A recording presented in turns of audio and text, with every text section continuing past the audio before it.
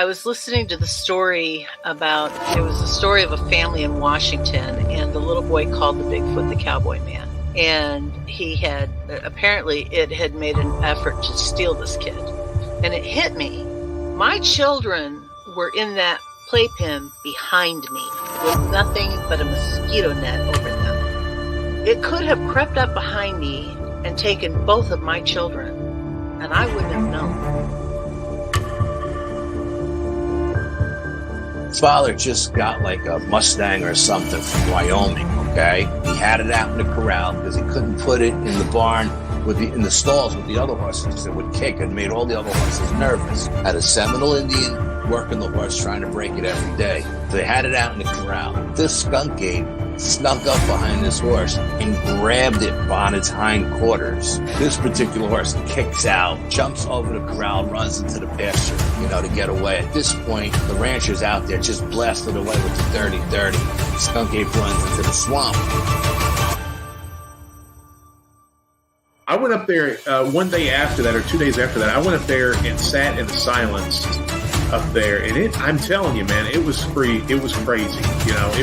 There was a crazy vibe up there still. I did what I could to kind of get things under control, but I told her, I said, you need to get off this property. I feel like no matter how strong you are, it's almost like standing in the ocean. You can't stand still without moving your feet. You're going to get knocked over eventually, no matter how strong, whatever. You can't withstand a barrage of weird spiritual energy.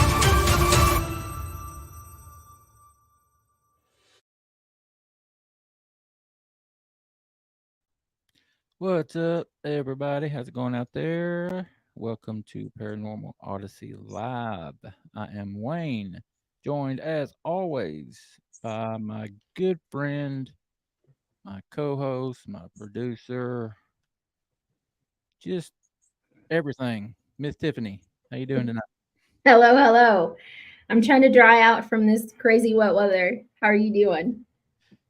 We were talking, backstage with our guest. We got Mr. Brian Terrell from where's he from? Oklahoma. Yeah, that's right. Brian, you got you in Virginia. I'm down here in Tennessee. Brian's in Oklahoma. I mean, the damn show is Oklahoma Sasquatch. I don't know why I couldn't remember that. But all three of us have got nothing but rain today. It's been just wet as hell. And gross. So gross. And cold. You ain't got no snow? No. Y'all usually have snow by now? Hit or miss. I mean, we didn't get hardly anything last year either. The year before that we did. But the day that we were supposed to get snow, it came across the My Radar app that we were going to get moderate to heavy snow, and it was rain and sleet. Why are they playing? I don't know. Like, they are constantly blowing smoke, man. I don't know. I don't get it. All right, guys. If y'all are new to the show, those of you watching it live, those of you that will check it out later, if you have not done so already, please hit that subscribe button. We would greatly appreciate that. And share it. But please feel free to share the show with your family and your friends, and just ask them to hit the subscribe button, please. Thank you. And if you would like to be on with Wayne and myself, contact him, Wayne at Paranormal World Productions, or myself, Tiffany at Paranormal World Productions. We have one spot open for March, and then we will be scheduling for April. So they're coming in quick and heavy. So do not let the grass grow to get on here with us. We'd love to have you. Yeah, just think about that. It's going to be spring before we don't have a guest. Yeah. We should probably slow down. No. Once you pick up the traction, you just keep on rolling. I mean, how far out do we want to be? We want to be like booking into 2025? Well, I mean, hey, the good Lord give us. We're gonna just take it. That would be pretty cool. Yeah. All right, but yeah, like she said, hit us up if you've had an encounter. We'd love to get you on. Also, guys, head over to paranormalworldproductions.com. Check out our website. Show some love to all the different shows under the studio umbrella over there. Am I echoing? Is that Nope. echo? Okay. Mm-mm. I guess I'm hearing something in my headphones. But yeah, paranormalworldproductions.com. Go check it out, guys, please. And if you have any questions, please put them in all capital letters. Our guest this is not new for him. He has questions sent at him all the time. So please just put them in all capital letters so we can see them. I want to remind everybody about Manimal Research on Facebook. That's my organization that I founded back in 2019. Still going strong, still out in the field. Got a big expedition coming up the 19th of this month. Troy out there in the comments in the chat out there. Going to be up there for his birthday, doing a big expedition out there. So, and when I say out there, I mean the LBL. So we're going to be out there for a few days. So yeah, if you would like to become a member, Manimal Research on Facebook, we would love to have you. Just go over there and click that join button. Yep. All right, is that all we got? That's it, buddy. That's it. Let's before we bring Brian out, let's talk about this real quick. Not gonna beat everybody to death with it, but we are still doing our members only content. We don't actually have one scheduled for right now, but we will get one out probably within the next week or so. But yeah, the first 50 people that sign up to become a member for our $1.99 a month membership, we will draw a name out of that, and you will win a Yeti lunchbox, an autographed copy of one of Naomi Finn's books, and a Paranormal Odyssey t-shirt. Still room if you guys want to get involved and get included in the giveaway. We would certainly appreciate it.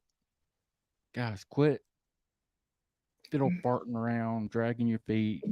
Just join. It's so much fun. We have so much fun in these member onlys. It is. We have a blast in those Oh my things. God. It's so much fun. We bring on members to come and hang out with us. Tiffany had a great idea for an incentive for members. You want to go ahead and talk about that, Tiffany? Yeah, sure. I thought it would be fun for our members only if we give you guys the chance once or twice a month to actually come on and be our co-host on a show like this. So you would come on a little bit before showtime, get the rundown, the scoop, and then you would be on the screen with us and the guest. But you have to be, I mean, I think that would be fun. I think that would be really cool. So what we would do is just do a little drawing. If you're interested, we would ask people that are interested that would like to be a co-host, and we'll put your name in a little hat. We'll draw a name and bring you on for a regular show, not just a members only show, but a show like tonight. And you could be a co-host and come and hang out with the guests and ask questions and see what it's like up here for me and Tiffany, what we do every week. But it's just going to be the members, and if you're interested in doing that, I think that would be cool. Yeah. Oh yes, and as Troy said, don't forget to answer the poll question. Poll question tonight. Thank you so much for reminding me, T. Roy.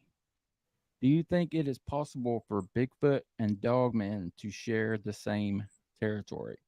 Right now, there have been 12 people that have voted, and overwhelming 83% of y'all say yes, it is possible.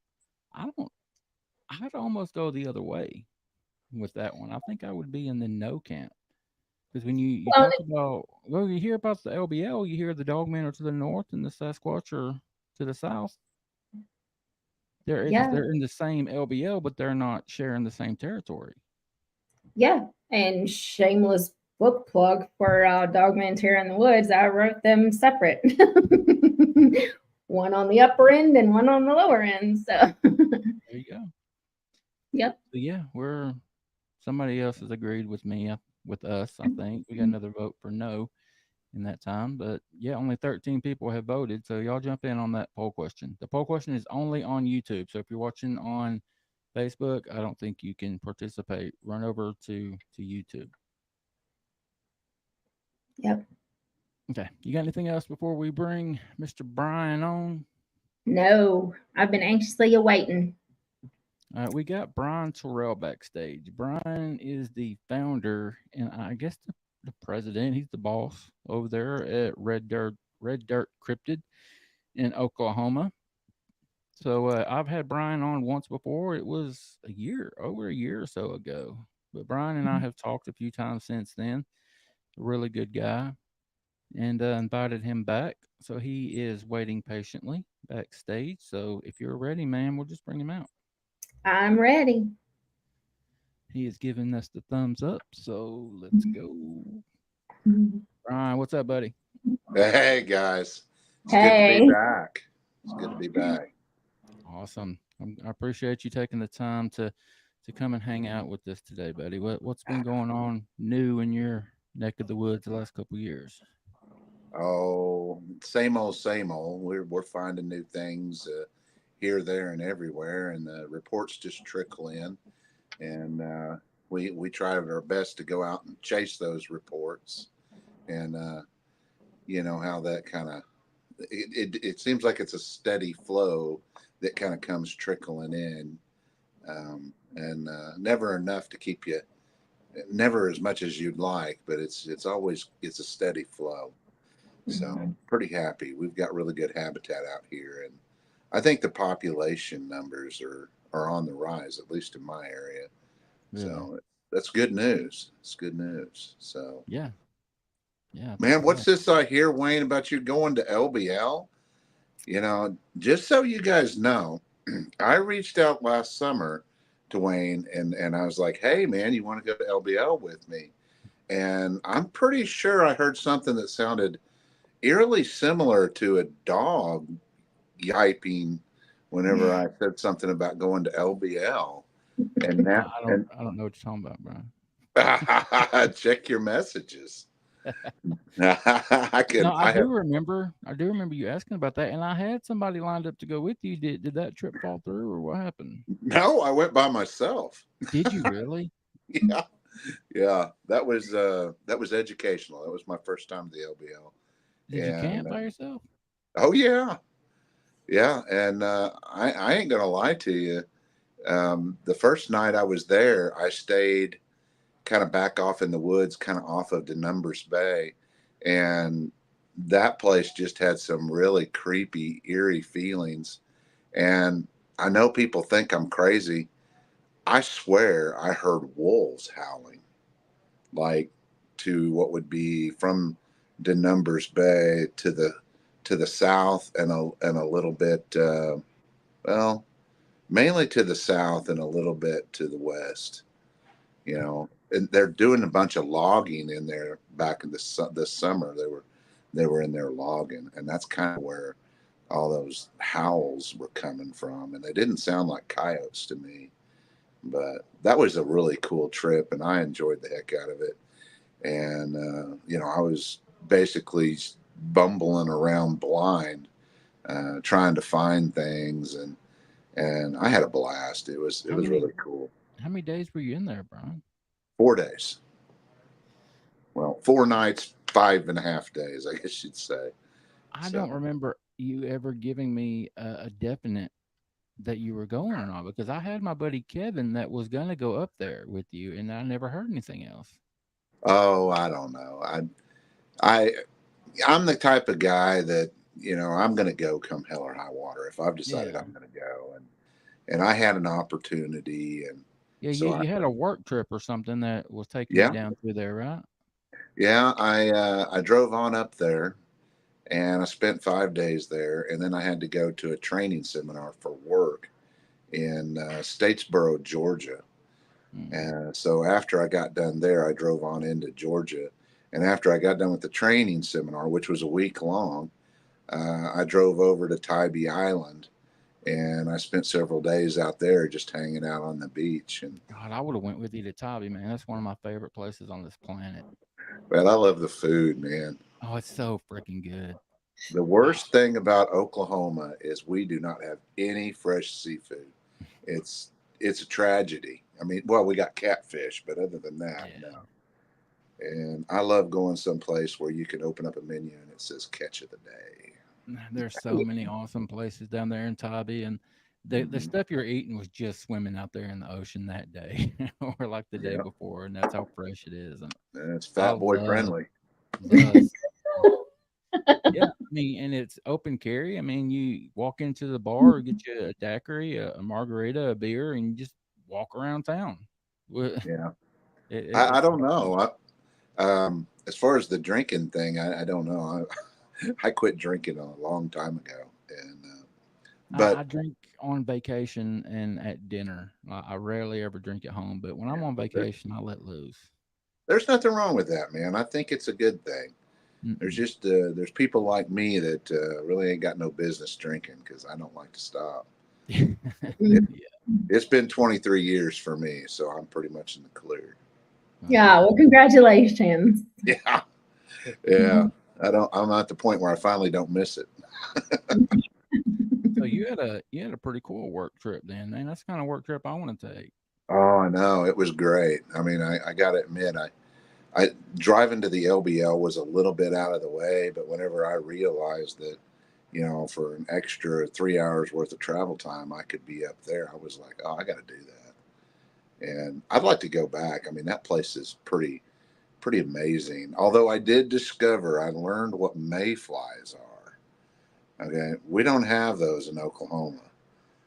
I've never seen anything like that. I mean, they were everywhere. They were covering everything, and they were in the water. And you What guys are know what my? those are?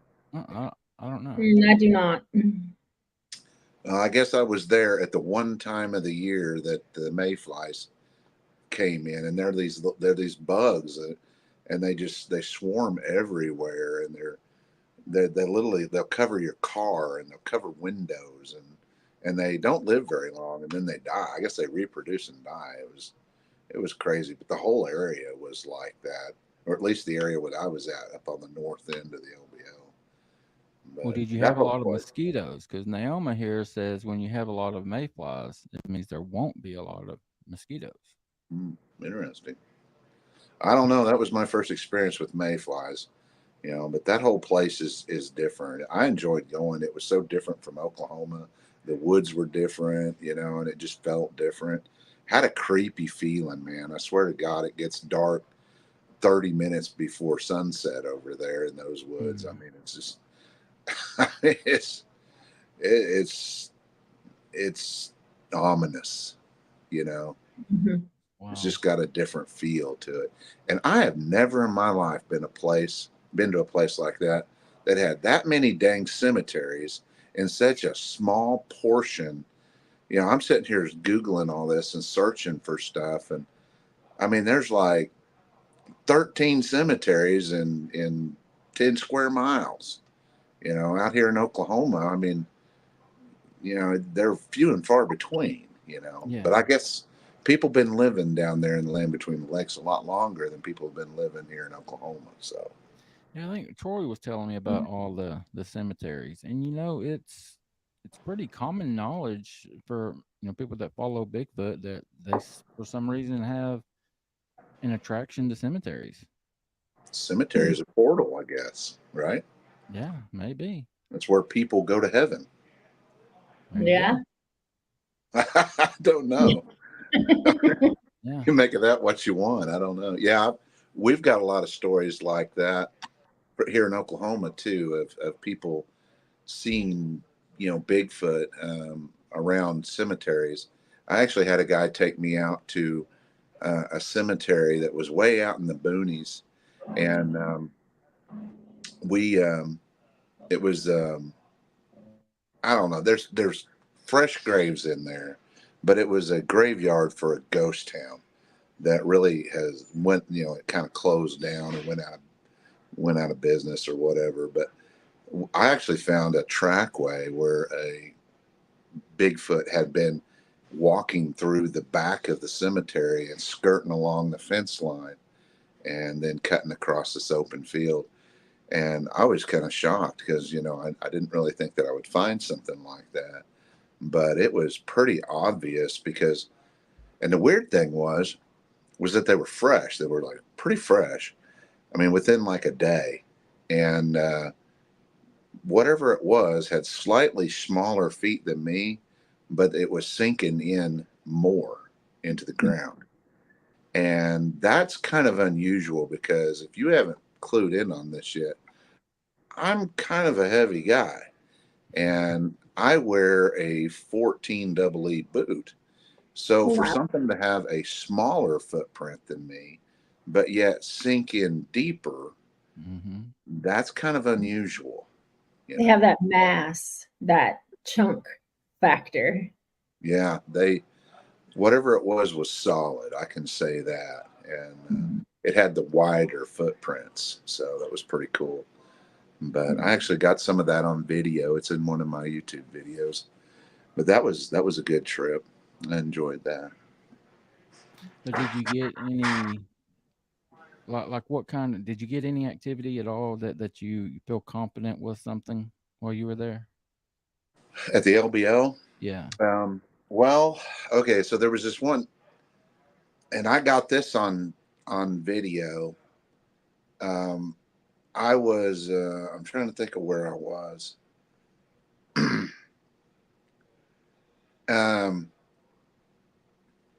Okay, so there's a highway that runs north and south down through the LBL, and this was on the north side, which would have been on the west side of that highway, and there was some springs over there that I wanted to go check out because I thought that might be, you know, it was summertime and, you know, I thought a spring might be a good place to look. And I went over there and I was hiking around and I heard something, and it's actually in my video. I mean, I have no idea what it was. It kind of sounded like a roar off in the distance, but it sounded like it was far away, but this was during the daytime. And if anybody can enlighten me as to what in the hell that was, I would appreciate it. But that was pretty weird. But it just sounded like a low roar rumble thing, and it was really low and mellow, you know. And it's not like vocalizations I'm used to hearing. But I was a long way from home, and I can tell you this: it dang sure wasn't anything normal, you know. I have no idea what it was, but I actually caught it on video. I wasn't running an audio recorder, but I caught it while I was making video with my phone. Is that on YouTube?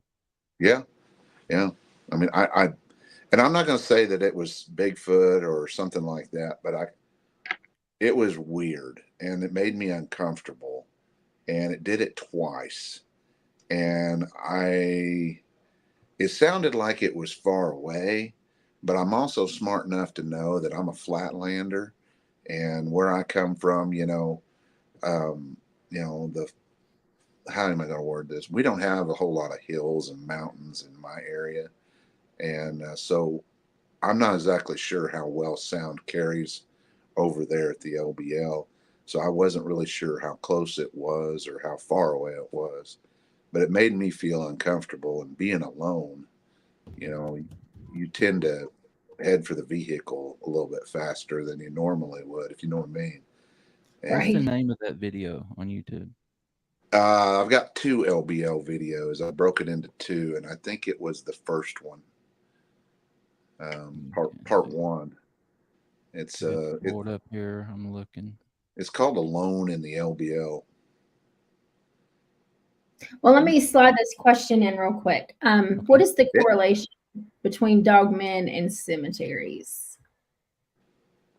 I don't know. You know, that's a really good question, and that's kind of a mystery to me. You know, there's that famous video that I don't think it's really been proven to be a hoax of that creature that looks like a dog man digging up a grave. I don't remember, where was that video taken at? I Yeah, know what you're talking about. We've shared it here. Yeah, they're actually talking about that in the chat right now. Is that same video? I Dude, think we that's had crazy. that. Yeah, it's insane. Yeah, I don't know what they would be after, or I don't know what was going on there. I found that video to be compelling, just to say that. I mean, even the commentary that they were making while it was, it's more like, what in the hell's going on over there, Right. that And was, yeah, it's a solid black figure with looks like what has pointed ears, and you're just like, I yeah, don't know. yeah. I mean, God, I wish I'd have been there. I don't know if I'd have had the cojones to drive on up on that thing or not. Boy, I would have had to have done it, but I probably would have been scared because that thing looked pretty large. Yes. I don't know what the correlation is. Dogman and Bigfoot both seem to have some kind of affinity for it, and I mean, maybe it's just that it's a curiosity thing, or maybe it's something spiritual. I joked around previously about it being about a graveyard being a portal, but maybe there's something to that.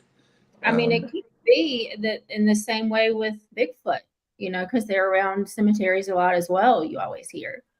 Yeah, I mean, I don't have the. Oh, there you go. Let's see it. We have to watch this more. And do you remember how far into the video it is, Brian? No, I couldn't tell you, dude. I did that back in the summer.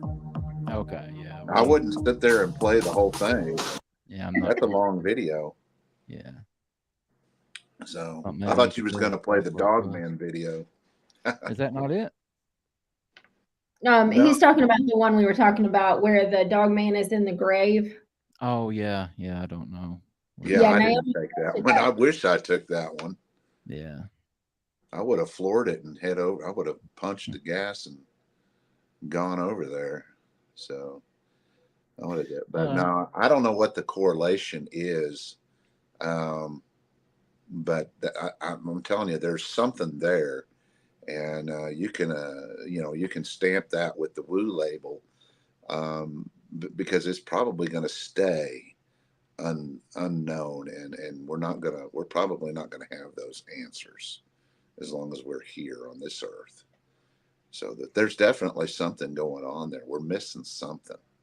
Yeah. And I think it's a good place to look for clues. Yeah, 10 days from today we'll be out there. I'm telling you. Well, at least you're fortunate that you're going with a group. Yeah. I can't believe you went alone, man. Yeah. When I first got there, I pulled into an area there by Denumbers, and I just kind of set up and did like a backwoods camp.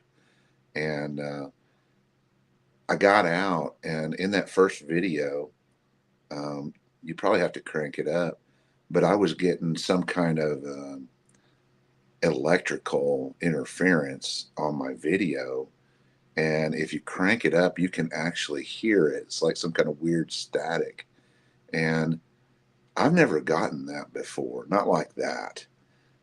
It was like I got out and I started walking down. This this kind of I wouldn't call it a hiking trail, but it was kind of like a hiking trail.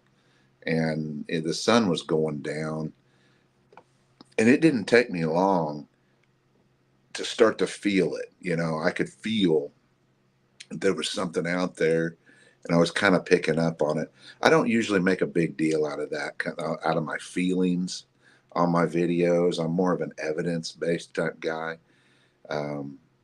But I was definitely feeling something, some kind of presence there. And I ended up cutting that night hike short and turned around and went back. And then I didn't realize it till I got home and I was editing some of that footage and stuff, that it had this weird static background noise in it, something electrical. I'm not a tech guy. I mean, I know I've got my own YouTube channel, but I'm pretty slow when it comes to techie stuff, and I have no idea what that was either. That was weird, you know. So that Um, place had some weird stuff there. no, Brian, you were there for 4 days. You said, right? 4 nights, 5 days, 5-ish days. Did you see a lot of other people there? Would you say? Well, I was there during the week, and there's that one campground where all the RVers camp there on the west side, and that place had a lot of people in it because I went down there and I was talking to some of the rangers and stuff, and trying to hit them up about some of the best places to do backcountry camping and stuff like that. I was picking their brain. I didn't want to tell them what I was doing because I've heard that they don't like that over there, and I didn't want to get kicked out of there before I even got done with what I was doing. So I was discreetly picking for information. Yeah. But there was some people in there. There was like 2 families camping that first night at Denumbers Bay there by the boat dock. Mhm. And I went down to this other area and I can't remember what it was called. And I drove through another camping area on the west side of the lake, and there was a few people camping in the reserve campsites, but it was, I mean, like 90% of all the campsites were empty. And this was in June, you In the know. summer. This was in summer, but this was during the week. I don't know It what's don't matter, normal. man. It's still summertime. I mean, I asked because there's this gentleman that has been very vocal and very adamant that there's nothing in the land between the lakes. There's no Dogman. There's no Bigfoot because of all the people that visit and the area. And he has his reasons. And he swears. I mean, it's not his opinion. He tells you, no, there's nothing there. So I guess I got to ask, are all those people that are seeing it, are they lying? I Well, don't know. wait But a I asked minute. I you mean, that question when, because you were there in June and 90% of the places were empty. oh yeah. Well, I mean, I don't know this guy. I don't even know who you're talking about. But Yeah, if you're going to make a solid statement like that, where's your evidence? exactly. I mean, I don't. You got to have evidence. And how? What do you got? Tracking? You got them all tracking. Are you It's tracking them called all? Google. It's called Google, Brian. It's called sitting at home on the computer looking and say, and so many people, It's because called trolling, Wayne. It's I called troll. shared a video, an encounter, and the encounter is pretty far fetched. It probably did not happen. It was out there, I get it. but I wanted to share it to get it out there to get it the word around. Because if anybody else knows anything about it, I'd like to hear more. That's right. And Because then we are not supposed to be the judges. We're just exactly, supposed to relay the information. that's when he jumped in and acted like I was crazy for sharing it and says, "You're not going to stick to your guns on this, aren't you?" And I said, "Well, I didn't say it happened or it didn't.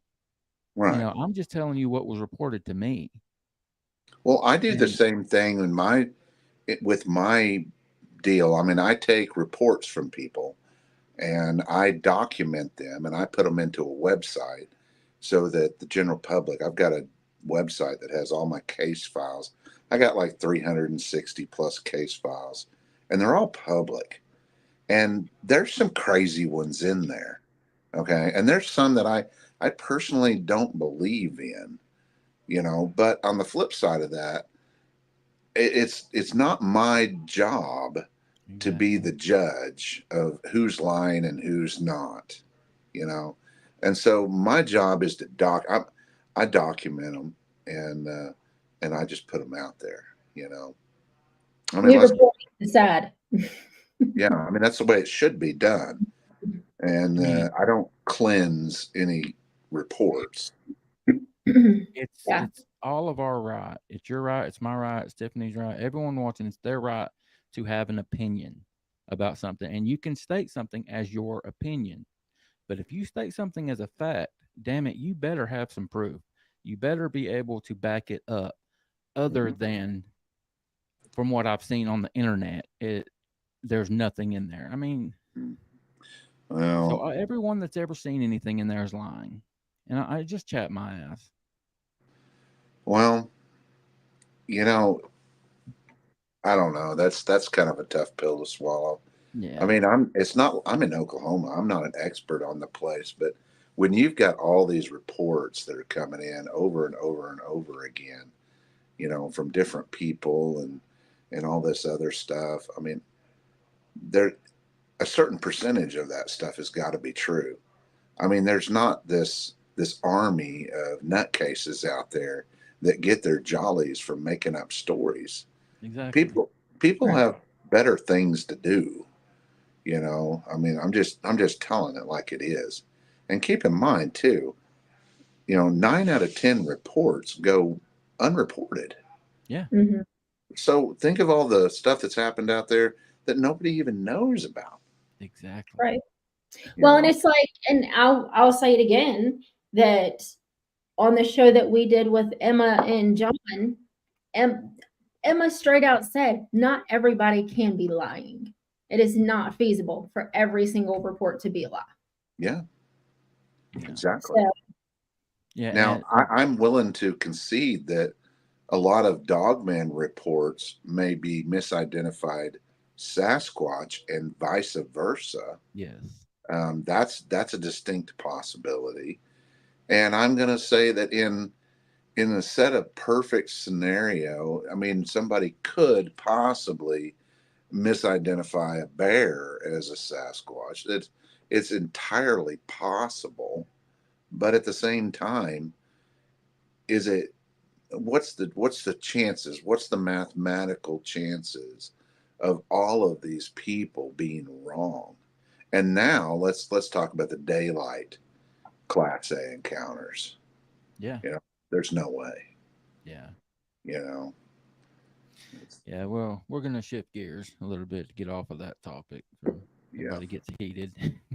mhm. um, Brian, you and I were talking, and Tiffany, we were talking before we came on about the importance of going out armed. Like I'm very vocal. I don't go in the woods without my gun on my hip. I made it a rule for my group, Manimal Research. When we go out on expeditions, we don't carry long guns. And I We could don't be either. wrong. Yeah, I could be wrong, but my thinking is these things know what guns are. And if they see a long gun, they're going to stay the hell away from you. You're defeating the purpose. That's right. So I carry a pistol on my hip, Yep. but I don't do that with the thoughts of going out there and being the guy that kills a Bigfoot and brings it in. I do that because of all the other shit that's running around in the woods, like the hogs. Tweakers. Yeah, tweakers. There you go. But we were talking about the wild hog problem, and you shared a story that you had with the hogs. Do you want to share that again? Well, me and about 2 years ago, me and my buddy Mike Adone, we were down in southeastern Oklahoma, and we were walking around in the Washita National Forest, and we stumbled upon this herd of wild hogs, and we saw one. We saw the big boar, but we didn't notice any of the rest of them because they were all bedded down. And we dropped the hammer on that big one, and as soon as we did, and for those of you that know, I mean, wild hogs are an invasive species. It's not that we kill things just for the enjoyment of killing. It's almost in Oklahoma. It's almost considered your duty, as an outdoorsman, to shoot as many of these hogs as you can. As a matter of fact, the wildlife department actually encourages us to do so. But when we dropped the hammer on that big one, it was like the woods just exploded with hogs, and they were swarming everywhere. These hogs didn't know what was going on. All they knew is that they needed to run, and they were running in all these different directions, and there was at least 40 of them. And I mean, it just shook me. I mean, I was not psychologically prepared. I mean, I'd seen wild hogs at a distance, but I'd never been involved with something quite like that. I mean, this was close quarters combat, and they were swarming everywhere. One of them even charged right at Micah, and he, put several rounds in it to bring it down. Yeah. But it was scary, and I can't imagine being in that situation. What would have happened to us if we'd have been unarmed? I mean, I can just imagine that, what would have really happened. But that's why we carry guns, and we kind of have the same rule. It's kind of cool that you have that same rule, because I honestly believe if they see you with a long gun, they're going to back off at least 100 yards, and you're never going to see them. Exactly. The less people you have, the closer they'll get to you most of the time. So smaller groups are better, but carrying long guns around, I think that's just a recipe for not seeing a damn thing. I think you're exactly right. We had one of the members of my group, Manimal. He and I had words early on because he wanted to carry his damn crossbow. Like he thought he was Daryl from The Walking Dead, and had to have that crossbow with him. And I thought, man, you got a 357 on you. You're fine with that. With this crossbow, what are you gonna do, dude? If you don't hit it the first time, what are you gonna do? Pull another bow out, pull another arrow out. Yeah, you ain't gonna have time. Exactly. The funny thing is when we carry these weapons, the chances of you being able to put lead on a Sasquatch or a Dogman is extremely remote, especially if you're alone. If you are with other people, and if someone else in your group gets attacked, that's about the only scenario where you're really going to have an opportunity to put more than one round in something. And that's about the only way. If that Sasquatch wants you, you're probably dead. Yeah. They'll just bounce a rock off the back of your head and you're going down. But Absolutely. but the truth is the guns are not necessarily for a Sasquatch or a Dogman. Mm-hmm. They're for drugged out tweakers, which I've ran into some of those. Have you really? Well, I had a situation where I ran into what I would consider to be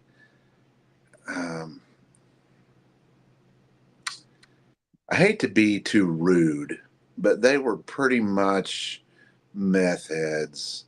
And I think that they were wandering in the woods where I was at because they were cooking meth, and they forgot where they put their cooler or something, because they were walking around looking for something. And I saw them a long time before they saw me. And what I like about carrying a gun, especially the way I carry a gun on a tactical chest rig. And I do that primarily because, I carry a long slide 10mm Glock, and it's heavy. It's really heavy, and I get tired of pulling my pants up when I'm walking through the woods. Yeah. So I got that chest rig because it's like you're not even wearing anything. It's just perfectly centered and everything. It's just comfort. And when you're wearing a weapon like that and they see you, I mean, it circumnavigates a lot of problems before they happen, because chances are there's a lot of people out there in these remote areas that are eyeing you down as a victim. They're like, can I take this guy out? Can I steal what he's got? That kind of thing is where a lot of times I think their thoughts are going. Now, if they're honest and they just want to leave, they'll do that. But having a gun on you tends to assist them in their decision-making process to leave you alone and go away. And that's what I really want. I mean, it's not that I want to scare anybody or anything, and I'm friendly. I mean, if I run into people in the woods, which doesn't happen a whole lot, but every once in a while you'll run into somebody, I'm as friendly as can be. But I think it's just the way, it's kind of the old school way. of just letting everybody know that, you know, you're not a victim. And That's and yeah, then, it's a great idea. Smart. you know, there's the wild animal phenomenon that you just, you know, that is totally unpredictable. So Yeah. I mean, you walk up down here, black bear. We have black bears. You walk up on a mama black bear with her cubs, you're in trouble yeah, unless you got that 45 on your hip. And I don't ever want to kill. I don't want to kill mama, but if I can put a couple on the ground or above her head or something to scare her, to get yeah, her away from me, that's what I'm gonna do. But yeah. if you If I don't got have that time, I'll give them control, a warning shot. yeah, You know, but I'm probably not going to waste more than one bullet. no, no, So that's very true. yeah. So, but I hope I never have to Exactly. kill anything other than hogs in self defense out there. That's my goal, and hopefully I'll be able to go to my grave saying that I never had to kill anything while I was out Yeah, there. I don't think hogs is as much of a problem down here in Tennessee as you're talking about. 'Cause as Troy said earlier, the way you're talking about hogs, it kind of sounds like our coyotes. Coyotes are the nuisance up here, and you can shoot them year round. You don't have to have a license. I mean, they're a nuisance animal, Mhm. and you can shoot them all year round. Well, But we've got a ton of coyotes too, but coyotes don't come after you, yeah, I guess that's true. and coyotes don't run in packs of 40 and 60. I don't know what I would do if I saw that, man. It was humbling. Did they come after you, or Well, I don't think it was so much that they were coming after me. I think that when we dropped the hammer on that big one, I think they didn't know what the hell was going on, and they started running in all directions. And when there's that many of them, hell, 4 or 5 are going to run at you, you know. So I don't think that we were necessarily on the menu there, but it was kind of one of those things. If they just happened to start heading our way, and you know, they're probably going to follow through with it and go ahead and hit us, because that's what hogs do: is they hit you and they knock you down and take mm, your legs out from under you, and once they get you down on the ground, it's they're going to eat you alive. So they don't bother to kill you first; they just start eating you. yeah, I got Mike Smith here says hogs are starting to come into the south end of the LBL. I didn't know that. Sorry to hear that, guys. It's not a good deal. They breed rapidly, and they can. Some people say they can have 3 or 4 litters of piglets a year. Oh my god, how many Wow. pigs? Huh? How many pigs? Do you Oh, know? I don't know. You know, anywhere from, you know, like 8 to 20. God, 3 to 4 times a year. Yeah. I mean, don't quote me. I'm not a wildlife biologist. Yeah, I I'm mean, just, you would think at least eight to 10. You know, yeah. I used to raise Great Danes, and 8 to 12 pups is what we would get. And you Well, would and you think with got to hogs, realize that out of those litters, that probably less than half of them will live to adulthood. yeah, that's Yeah. true. But I That's think that the hogs, I think that this increase in hog population is one of the reasons why we're seeing a lot of sign, at least here in Oklahoma, of more juvenile footprints. It seems like their population might be on the rise because of this new and, well, relatively new and abundant food source. You know, it's just here lately. It seems like I've been finding a lot more small juvenile footprints than I used to when I first got started. Sorry, I got the hiccups, but yeah, I'm happy about that part of it. I mean, I don't have any ill will towards the Sasquatch at Yeah, all, you know, and you know, if they can eat better, I mean, that's good. That probably means they'll leave more livestock alone and stuff like that. You know, yeah, which means we will get fewer reports, but you know, in the long run, it probably mean that they're healthier as a whole.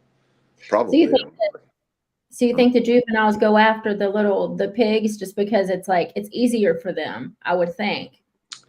Um, I would say that, you know, that I don't think that the small ones do, but I'm just speculating. I mean, I'm not. I'm not Jane Goodall living with them or anything, but I think that the juvenile Sasquatches, what we see them eating is they go into the marshy areas, and I think they eat things like frogs and snakes and fish that they can catch and tadpoles and stuff like that. I think that's where they get a lot of their protein. But I think as they get bigger, I think they're, hell, they could spend, a day out there foraging in the marshes and stuff for small stuff and never get full. So they Right. probably got to go to bigger game. But I'm just speculating. I mean, nobody knows for sure. Nobody's an expert. Yeah, But it's all you know, assumption. but when you go out in these dried up marshes and there's juvenile tracks all over the marshes, and it seems like they're combing through the water, the water, the spots that held water the longest. You can draw certain conclusions from that. You can pretty much figure out what they're targeting. They're going after the tadpoles and the frogs and stuff like that. And that's something people probably don't. I know I didn't. And then I heard it and I was like, well, I guess they would eat that. But a lot of people probably wouldn't factor in the fact that they eat frogs. Yeah. I mean, we've got a ton of frogs out here. And we've got tons and even in Northwest Oklahoma, where we've got, it's kind of considered to be prairies and stuff like that. That's what a lot of people think when they think of Western Oklahoma. But yeah, and we do have the prairies and stuff like that. But that means, that we've just got more food. And what I mean by that is like our deer, our white-tailed deer over in Western Oklahoma, they're bigger, larger, fatter, and in higher populations than deer are in Eastern Oklahoma. They've got a lot more cover over there, but we've got more food sources. We've got wheat fields, and we've got, all kinds of grain fields, and alfalfa and all this other stuff, and we're growing corn, and these deer go out there and they just eat like hogs and they get fat. So and we don't really need trees for deer to live well out here in northwestern Oklahoma. And I think that Sasquatch know that. I think there's larger volumes of food out in our areas, and I think that they're here, even though there's less reports of them. But I think the only reason there's less reports of Bigfoot in northwestern Oklahoma as compared to southeastern Oklahoma, which has a reputation for Bigfoot, is because we have a lot less people in northwest Oklahoma. And, that's one of the things. You got to have a person to have a Bigfoot report, right? I mean, it's kind of one of the two key ingredients.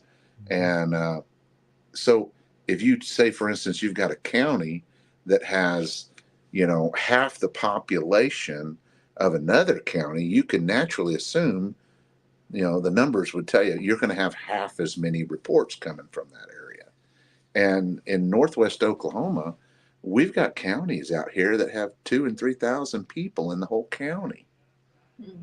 So it just kind of goes to show you that, there's just not a whole lot of people out there. And we know that Bigfoot like to go to remote places where people aren't. Right. So I think there's a larger population in northwest Oklahoma than what people realize. I think we just don't have the people to see them. Now, Brian, how far are you from Honobia? 5 hours. 5 hours. Drive it all the time. You've heard the whole siege of Honobia story. Yep, it really happened. It did really happen. If that was a made-up story and that was fiction, it would have fizzled by now. And it pretty much, that whole town, that whole area kind of got torn apart by what happened at those people's homes, the Humphreys. And everybody's got an opinion about what happened down there. But the one thing that everybody in that area is completely united on is that it happened. Really? It's not a matter of if it happened, it happened. And there's Mhm. people that are absolutely furious about the way it went down. And, one of the Humphrey brothers that was involved in that deal, um, that was 20 years ago, something like that. I had somebody that knows him reach out to him a couple months ago and ask him if he'd be interested in doing an interview. And he's still not. He still won't talk about it. He's like, I'm done. I'm not doing that anymore. He's not in the Bigfoot world at all. He just wants it to Why? go away. Why You know hasn't it happened more, Brian? what? Why hasn't something like that happened more?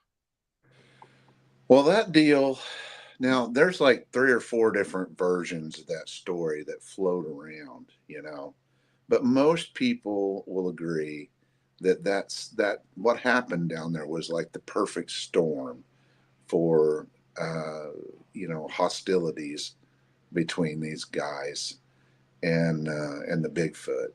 Now I wasn't there. I don't know what happened.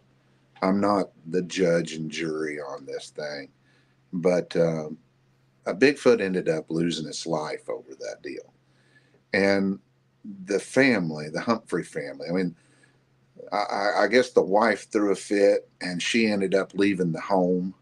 And they were not the family didn't feel safe there. These things were all around the house, trying to get in the house, looking in the windows. The stealing of the deer out of the freezer was like the beginning of it. That's what got them there in the first place. But you know, I don't know. I don't know that what the Humphreys did. I mean, it's a shame that they had to end up killing one, but that's what people do when they're scared and when they're afraid to walk from their house to their car. I mean, the wife got basically she got the crap scared out of her when she was trying to get her kids buckled into the seat belt or buckled into the car while they were trying to leave one day during the daylight. These things were threatening her. You know, it's no wonder she packed up and went to go live with her mom. Well, that's the story. Yeah. Whatever the story's worth.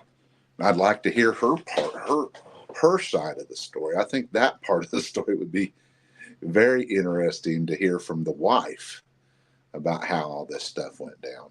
But there's still activity out there in that immediate vicinity to this day, and they still have that Hanabi festival out there every year, and they're despite what you probably heard, it's going to continue to next year too, and that area is probably one of the hottest places in Oklahoma. It really is, and not only that, it's Yeah. beautiful. I ask because I feel like we talked about taking guns out in the woods, and I made the comment that I'm not going to be the guy to shoot one and bring one in because I really feel like what happened in that instance would happen every time. If you killed one, you would never get it. There would be No, two or three more to beat you to it, probably maybe even kill you to prevent you from getting it. Because I feel like if there's one, there's two or three. There's all they travel in numbers. I feel like. So if yeah, you were to kill a Bigfoot in the woods, you're never going to get the body. no. If you was to ever get into that situation, probably the smartest thing you could do is pull out a machete and cut its arm off or its hand off and grab Yep, the hand and run. That's about the only way. that's it. And yes, the Brown Springs is in Oklahoma, but it's right on the border of Oklahoma and Texas.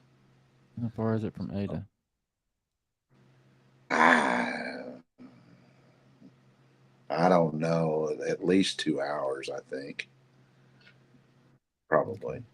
So, All but right, yeah, we're right here at an hour, Brian. Tell everybody where they can find you.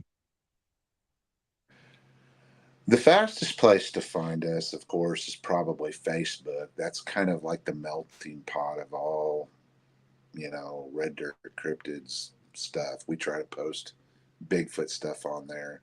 Um, Now, there's the YouTube channel, and that's where we take you guys along with videos, and occasionally I get to interview eyewitnesses and stuff like that, and that's where we film it, and we put it up there for people to kind of tag along with us. And we're on Rumble, although I don't think anybody knows about that yet, and we're on TikTok, and I've got an Instagram, but I don't know. I'm not really an Instagram person, but I put material on there every once in a while. But YouTube and TikTok are our two primary ones, outside of the whole Facebook thing. And you can find links to just about anything we do on our Facebook page. We post all our material there, and there's a bunch of other stuff there in the featured section. So. And if you have a report or an encounter from southern Kansas or Oklahoma or anywhere close to my area, I'd be very interested in hearing it. You can hit me up on Facebook Messenger and just say, "Hey, I got a story I want to tell you." And as soon as I get off work, I'll hit you up. So I like talking Bigfoot and I like talking Dogman. So Yeah, it's fun, ain't it? oh yeah, we love it. So anytime you want to come back and just chit the chat with us, and we'll Bigfoot and Dogman it up. Well, hit me up sometime when you're slow. You're welcome back anytime, bud. Yes. I appreciate you taking the time and hanging out. All right. Oh, I love it. Thanks for having me, bud. All right, Yes. man. Yeah. Have a good rest of your evening. All right. Bye bye. Awesome sauce. How good was that? I just love Bigfoot and Dogman, and I'm all about the creepy cryptid. And Yeah, that interview did not go the way they normally go. We always start out the show asking how you got your interest, and we didn't get a chance to do that in this one. We just started talking. yeah, The hour flew by. I know. How fast was that? Like they do with all the great shows.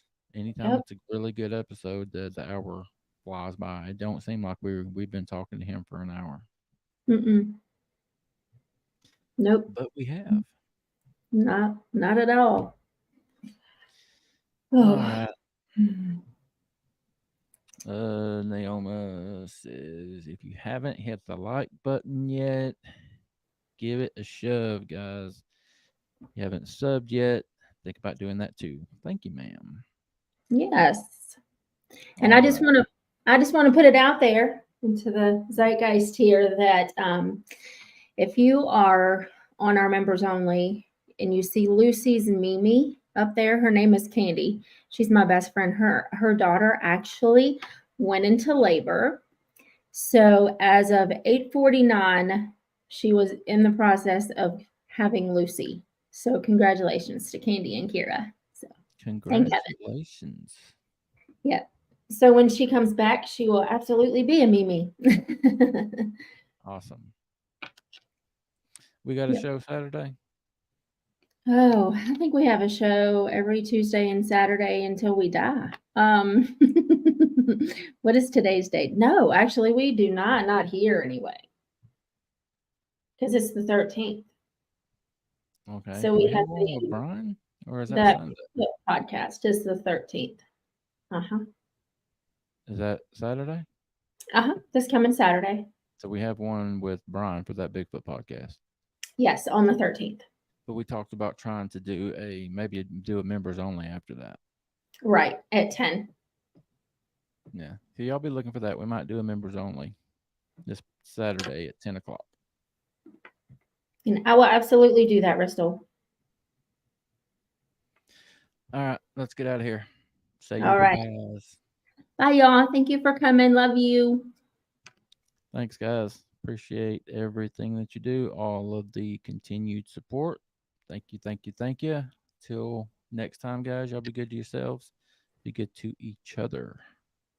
See you next time. Bye.